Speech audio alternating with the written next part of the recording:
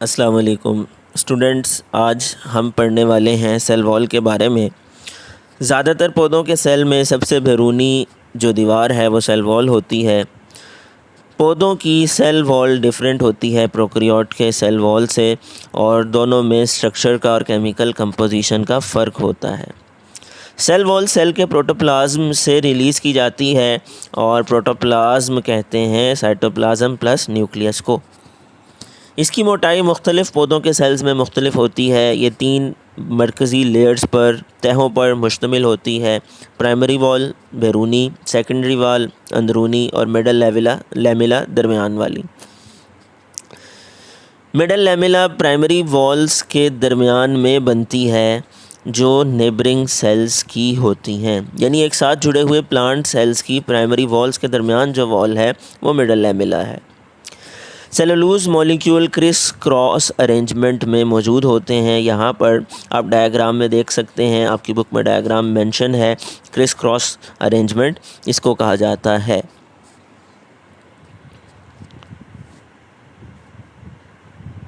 Cellulose के molecule की arrangement के बाद जो प्राइमरी वॉल है वो एक ट्रू वॉल है, और ये नए बनने वाले सेल्स में डेवलप होती है। सेकेंडरी वॉल अंदर वाली साइड पर बनती है और निस्बतन मोटी और सख्त होती है। केमिकली ये इनऑर्गेनिक साल्ट्स का मजमूआ है। सिलिका, वैक्सेस, क्यूटिन, लिग्निन भी इसमें मौजूद होते हैं। प्रोकैरियोटिक सेल वॉल में सेलुलोज नहीं पाया जाता। इसको मजबूती देने वाला मादा पेप्टाइडोग्लाइकेन या म्यूरिन है। फंजाई की सेल वॉल काइटिन केमिकल की बनी होती है। सेल वॉल बहुत ज़्यादा अहमियत की हामिल है, और ये सेल को एक ख़ास शक्ल और सूरत देती है, इसको मजबूती देती है, और ये बैरियर का काम नहीं करती मटेरियल्स के लिए कि जो सेल में अक्रॉस द वॉल मूव करते हैं। Cytoplasm. Living cell of eukaryotic cells are divided into nucleus and cytoplasm. किसी भी जानदार सेल का जानदार मादा 2 हिस्सों में मुनक़सिम होता है, और वो है न्यूक्लियस और साइटोप्लाज्म। दोनों को कलेक्टिवली प्रोटोप्लाज्म का नाम दिया जाता है। साइटोप्लाज्म के अंदर एक आबी मादा एक्वियस ग्राउंड सब्सटेंस पाया जाता है, जिसके अंदर मुख्तलिफ़ किस्म के सेल ऑर्गेनेलिस फ्लोट कर रहे होते हैं, और इसके साथ साथ इनसोलेबल वेस्ट और स्टोरेज प्रोडक्ट्स भी मौजूद होते हैं।